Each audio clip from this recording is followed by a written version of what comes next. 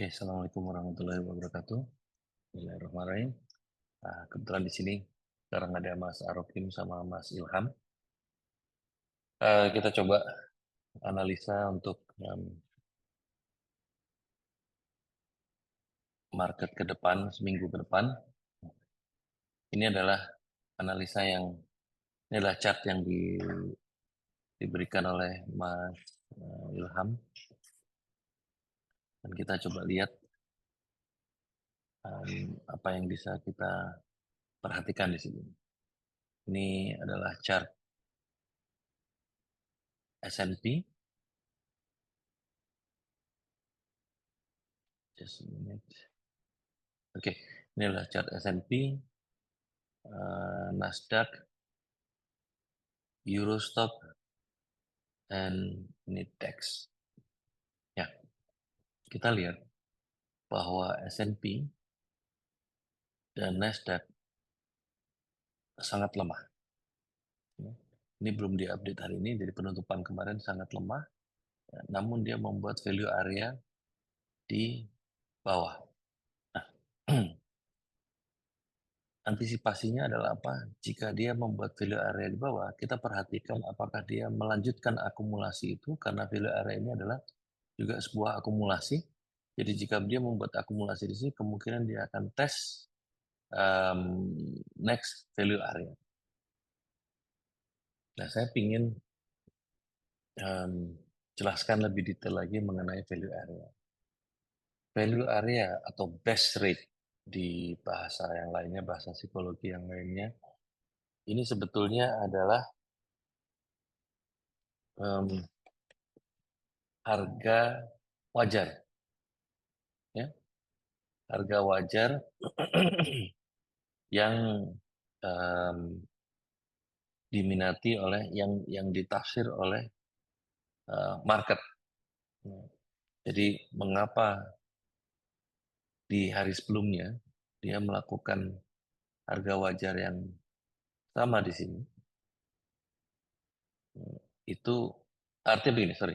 Di dalam 2 hari ini kalau nggak salah Rabu dan Kamis, ya, S&P membuat value area atau harga wajar di sini itu berdasarkan kondisi pada waktu itu.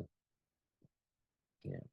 Nah, dengan adanya update kondisi, lalu market trade di bawahnya, di bawah value area, artinya market menurunkan kewajaran harga tersebut terhadap update news, update situation. Ya. Nah, sekarang pun juga seperti ini. Sekarang dia membuat value area di bawah, lebih rendah daripada um, Rebo Kemis dan di awal hari Jumat. Artinya di sini yang kita lihat, apakah harga kewajaran ini bertahan lalu dia naik menuju ke harga wajar sebelumnya, ya. Ini yang harus kita um, kita lihat, ya, di hari Senin ini. Dan kita lihat juga Nasdaq. Kenapa saya dampingkan Nasdaq dengan selalu dampingkan Nasdaq dengan S&P? Karena saat ini komposisi, jadi mayoritas saham yang ada di Nasdaq itu ada di S&P. Ya, ini yang yang yang perlu kita perhatikan. Jadi kita harus melihat nilai kewajaran ini. Apakah market trade di bawahnya atau di atasnya. Dan itu selalu update dengan news yang ada. Untuk swing, ini pun juga sangat berarti. Ya, artinya, jika kita mau buy, kita melihat harga wajarnya itu tertahan tidak. Lalu terakumulasi untuk ke atas tidak. Ini dibutuhkan beberapa hari untuk dilihat.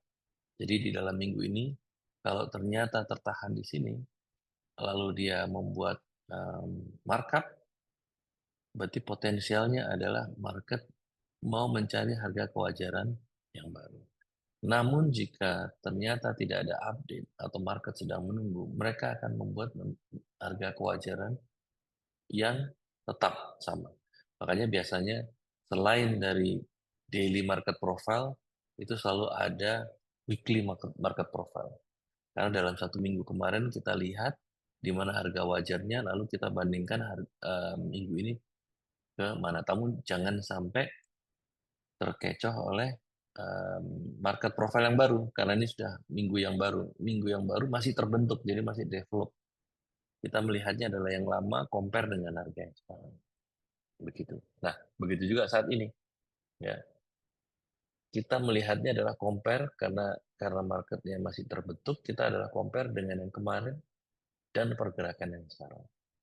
Jadi selalu posisinya lebih lambat. Kecuali dia membuat cepat, ya, value area di sini, nah kita bisa melihat jika dia tetap lalu dia naik ke atas, kemungkinan adalah market mulai antusias. Dan ingat, nanti kita lihat secara weekly, S&P ini lagi sangat sangat lemah.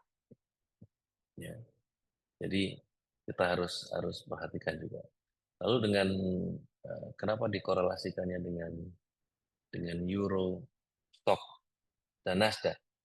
Nah, beberapa akhir tahun ini, jika S&P turun, Nasdaq turun, ya intinya US market turun, ini ini Euro Stock dan DAX, ini juga mostly turun. Tapi syaratnya dia harus break sesuatu. Kalau nggak break, biasanya dia bergerak sendiri. Oke. Nah, ini Jumat dua-duanya break low dan European trade lebih lebih lemah sebetulnya kalau saya lihat um, daripada S&P. Maka ekspektasi saya masih ada untuk market ke bawah. Nah, apabila ada pergerakan cepat dan tidak membuat value area di sini, itu jangan jangan diartikan terjadi market reversal dulu. Nah, kita harus lihat juga apa yang membuat market itu naik nanti malam. Nah, nanti malam itu akan ada Apple event. Jadi presentasinya Apple tentang produk barunya dia dan sebagainya. Itu kadang-kadang dia langsung naik, kadang-kadang malah turun dulu, malah gap down. Jadi kita harus lihat nanti seperti apa. Planningnya di hari Senin ini adalah kita akan mencoba mencari short di Euro dan di Eurostock dan um, DAX untuk melihat lanjutannya atau dia akan membuat tes low. Itu yang paling penting. Karena hari Senin ini sangat penting apakah market masih lanjut untuk selling atau dia akan ke atas untuk membuat double bottom. Ya. Double bottomnya itu dia biasanya ke atas, lalu dia ke bawah dan nggak break low. Lalu antara Selasa atau Rebu dia balik ke atas. Itu yang nanti kita lihat skemanya. Ya. Atau dia akan terus ke bawah. Nanti kita lihat. Untuk news minggu ini kita punya CPI di hari Rebu. Artinya di Senin dan Selasa ini akan ada tension yang sangat cukup tinggi. Nah, kembali lagi kita perhatikan jika ketakutan market ini cukup tinggi, yang perlu kita perhatikan yaitu gold. Apakah ada buying di gold? Karena ini sangat tricky, gold to at low. Lalu ditambahin sekarang adalah yen. Apakah kita bisa buy yen? Nah, ini adalah trade side yang harus kita perhatikan. Ya, secara survei, saat dolar itu melemah, yang sangat kuat itu adalah secara volume dan performa ya. bukan hanya performance price saja, yaitu euro dan yen yang menguat.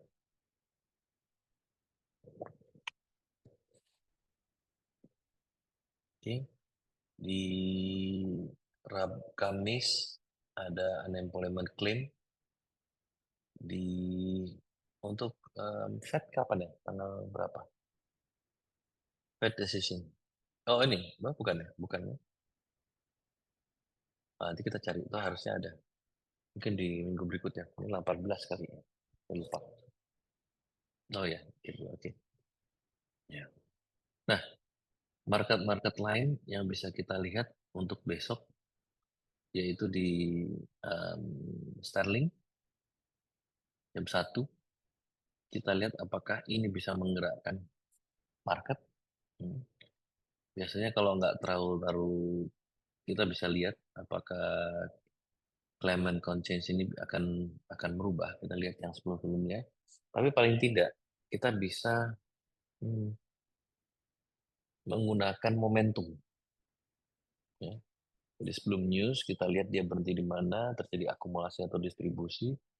Lalu begitu newsnya keluar, kita lihat flow-nya kemana. Itu nggak terlalu kita harus perhatikan hasilnya. Kalau kita bisa lihat flow-nya kemana. Gitu. Nah itu lumayan itu pergerakannya. Ya, walaupun dia mungkin dia akan naik atau kembali atau dia turun kembali. Ya, jadi gerakannya temporary. GDP, GDP juga perlu diperhatikan terhadap sterling. Jadi ada dua. Nah, kita lihat karena ada dua berita di sterling. Jika di XY ada penguatan, hari ini kita coba bisa sterling sterling. Tapi nggak perlu kita tumpuk posisi karena ini kemungkinan temporary. Ya. Karena apa? Akan ada news di hari Selasa dan di Senin, mungkin nanti di London mereka akan lepas posisinya dulu. Apalagi posisinya kemarin dia harusnya menguat, ya kan? Hari Jumat ya. Untuk pullback kita akan, oke kita catat dulu.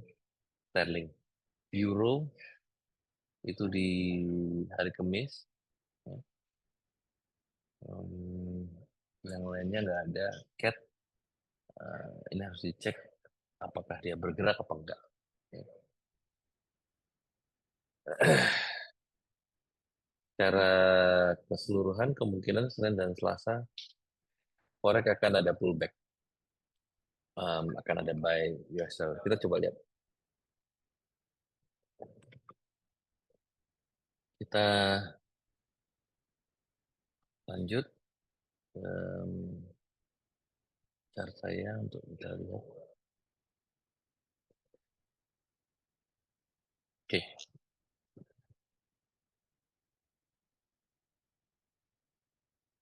um,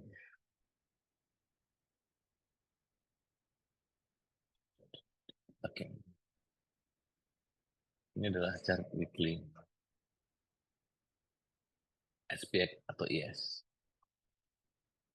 Posisinya sekarang seperti ini. Nah, kita akan lihat um, potensialnya apa yang terjadi hingga dia touch ini. Ya, lumayan. Ya. Tapi kita lihat posisinya. Atau dia hanya, kalau dia kuat marketnya, dia hanya berhenti di sini. Ya. Kenapa seperti itu? Uh, Apalagi ini weekly ya. Ini perlu kita lihat nih pengalaman. Karena price.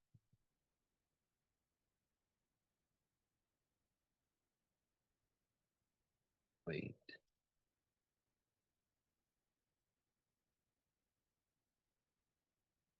Hmm. Hmm. Begini ceritanya. Oh, dia nggak mau di over. Hmm. Berapa? Oh, oke. Bentar.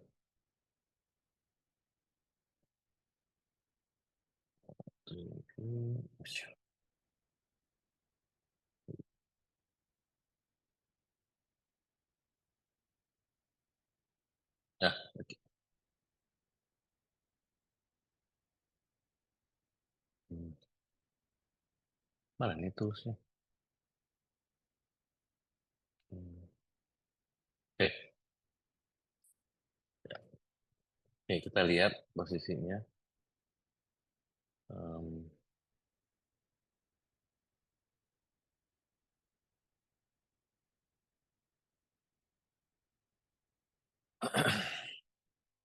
ya, yang utamanya adalah di sini kita lihat. Namun di sini sempat ada buying. Ya. Lalu dia trade di bawahnya, dilewatin. Mungkinkah akan tertarik buying di sini? Sebenarnya peluangnya kecil, tapi kita perlu lihat adanya reaksi di sini. Gitu. Untuk dia trade lagi, kita lihat di sini. Last one-nya masih jauh banget di sini. Nah, kita nggak tahu marketnya pilih yang mana. Hmm. Em, Sisi lain, oke, S&P, US. Ya, ini adalah chart yang sedang saya perhatikan, yaitu IS dibagi dengan yen, S&P dan untuk mengukur kekuatan antara IS dan yen. Minggu lalu saya bicara ini masih di atas, lalu progresnya dia turun ke bawah. Makanya saya sarankan untuk buy yen saat S&P jatuh. Nah, sekarang ini masih lanjut ternyata. Perhatikan jika ada S&P selling, coba untuk buy yen-nya, ya, yaitu selling USD CPI. Kita lihat um, kemampuannya yen untuk money flow-nya. Karena kalau kita lihat,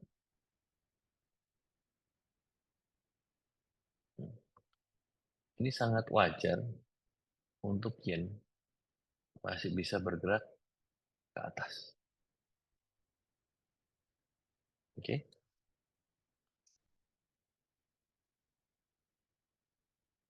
Dan di atas ini masih ada lagi. Jadi ruangannya masih banyak. Kalau kita lihat nih, ruangannya masih banyak. Untuk dia membuat koreksi, untuk dia menunjukkan strength-nya itu masih banyak. Jadi kewajarannya dia untuk bisa naik atau apa namanya lebih naik lagi itu masih dianggap wajar, masih cheap karena kalau turun ke bawah. Kita lihat weekly-nya ya masih below. Jadi masih masih jauh lah. Gitu. Dan yang mau saya lihat terjadi yang akumulasi apa tidak nanti dalam weekly-nya. Ini yang akan kita perhatikan terus depannya. Nikkei sama dengan S&P. Hmm. Bahkan aspek eh, drop terus. Oh sorry, ini Nikkei dan Yen. Dan Nikkei sangat lemah sekali. Kita bisa lihat saat Nikkei turun, kita buy Yen-nya yang perlu kita perhatikan. Oke, kita lihat market forex. Eh, Baik, baik, lebih baik. Ya. Untuk market forex kita perhatikan em, dolar melakukan reversal, melakukan spring kemarin ya. Dia berbalik kuat ke atas. Nah, seperti yang saya sampaikan, kita perhatikan kalau sebelum dia break, jangan buy dolarnya dulu. Gitu. Karena potensialnya dia masih akan membuat range. Nah, cuman di awal tadi saya bilang bahwa eh, kemungkinan akan ada pembelian dolar di hari Senin ini. Karena apa? Karena adanya tension, adanya adanya beberapa news penting terhadap mata uang yang lainnya di hari mulai dari hari Selasa dan hari Rabu. Jadi biasanya akan ada em, pergerakan di US dollarnya sebagai hedge-nya. Ya, kita akan lihat apakah dia bisa break nih two-day balance. Ini sangat penting. Kalau ini break, maka trade-nya akan sampai ke high last week. Ya. Namun jika tidak, ini ada range-nya. Kita bisa lihat dari profile juga. Kira-kira kelihatan ya seperti apa. Kita lihat uh, euro, ya. Oh, kalau kayak gini sangat wajar untuk euro masih, jika euro masih turun itu sangat wajar. Karena dia, um, kita bicara teknikal, dia turun di buy, dia turun di buy, turun lagi di buy, ada potensial di atas. Kita bisa melihat buying above itu levelnya. Jadi kita biar, kalau kita nggak tahu kemana-mana, kita bisa tes selling euro atau biarkan dia tes beberapa tempat, lalu kita lihat nextnya seperti apa. Ya itulah trading, kita nggak perlu menebak. Sterling ceritanya sama, ya. Yang menarik justru ada posisinya di yen. Hmm, karena buying dia sudah pullback duluan. Ya. Kalau dibalik, buy sama. Hmm, buy sama pakai ini aja. 6J. Nah, kalau dibalik, ya, dia udah pullback duluan. Ya, kita bisa memanfaatkan mencari pullbacknya. Hmm. Ini mau pakai ini atau pakai USDJP ngeliatnya? Oke, sama aja ya. Dan saya pakai USDJP. Oke, perhatikan seperti ini. Kalau US dollar menguat,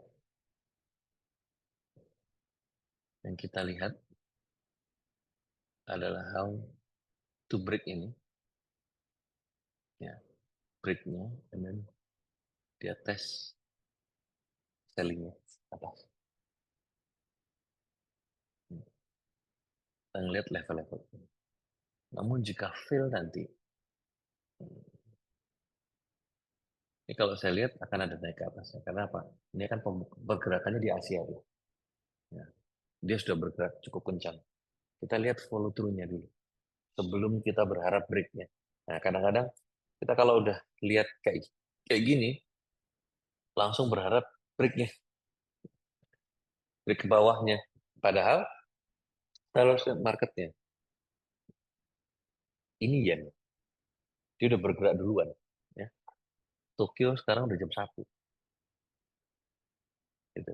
Dia udah menunjukkan strength, ya, terhadap dolar. Artinya dia menjual yennya sejauh ini. Nah, apakah dia akan touch high-nya atau paling dia bisa break high hari ini lalu kemana itu dulu. Itu caranya kita melihatnya. Baru Wyckoff dan sebagainya itu mengikuti saat ada harga di atas itu. Ya. Nah, um,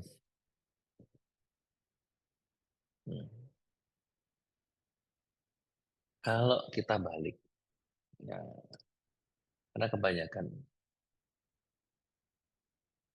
ini sukanya itu kalau kita selling, lihatnya begini. Nah, ini begini ya. Nah, selling ya. Ini dia selling, selling, selling, selling. Oke, nah, kita melihatnya ini. Perhatikan ini. untuk sampai minimum sampai sini.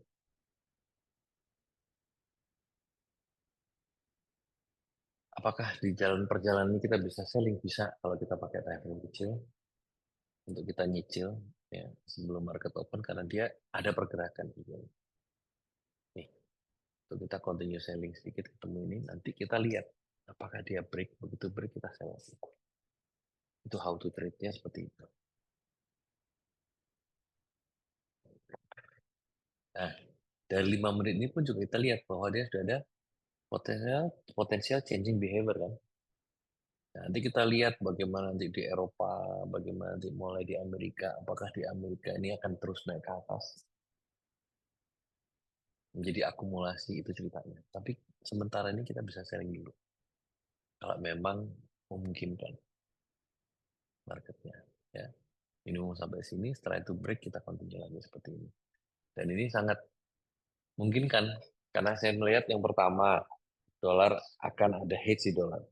Yang kedua, karena S&P ada value area di penutupan, bisa menjadi pullback itu terhadap S&P. Jadi untuk selling yen-nya ini menjadi kemungkinannya menjadi tinggi, probabilitasnya seperti ini. Oke,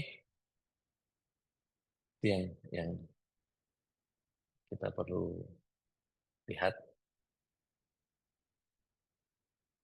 Sementara sterling hanya mengikuti saja, kemarin sudah saya demoin kan, untuk bagaimana melihat yang lainnya. Saya pikir mengikuti saja, gitu. Sementara itu, lalu kita lihat, ya, saya lupa, gold.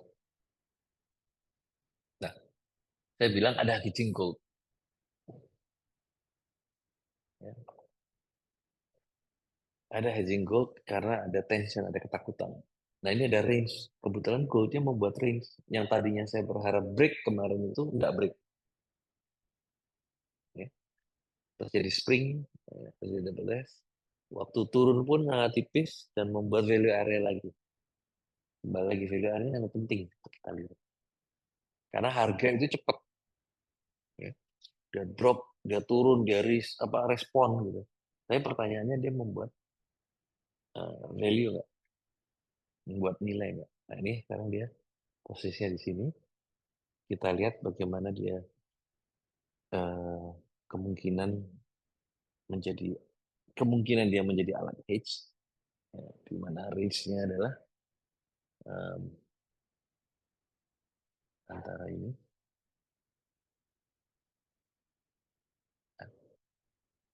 cukup logis ya range-nya.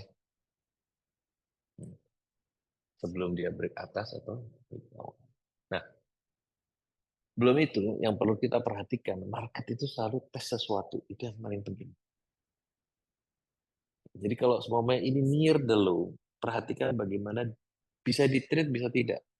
Perhatikan bagaimana dia tes low-nya atau dia agresif terus naik ke atas. Ini kalau saya mau konservatif, saya ngelihatnya kalau langsung dia bergerak ke atas saya buy. Tapi kalau ke bawah saya mau lihat testingnya.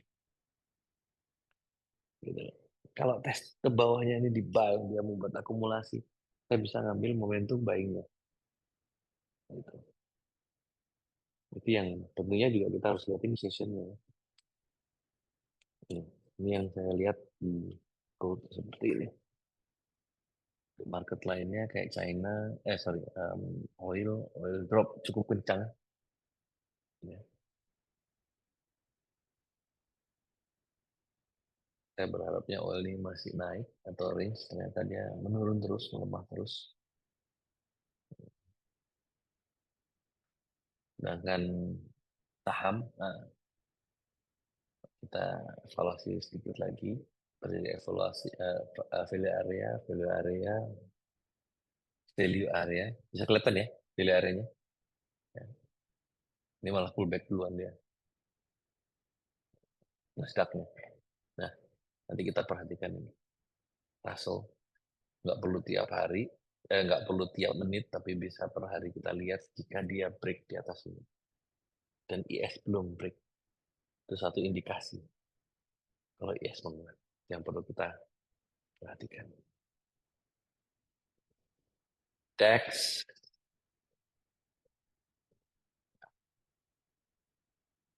harusnya ke bawah, cuman kita lihat kalau terjadi akumulasi, ini agak slow, nggak kayak waktu itu open sell. Ya, kemungkinan kita lihat nih, kalau terjadi akumulasi, kalau mau sell, perhatikan low-nya Friday, jika terjadi akumulasi, sabar dikit, mungkin di sesi kedua dia akan naik ke atas, kita bisa buy sedikit. Ya. Tentunya yang kita lihat bukan DAX-nya tapi di Euro. Ya.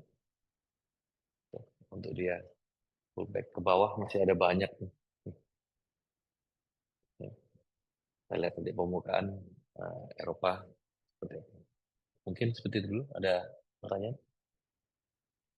Cukup ya? Cukup.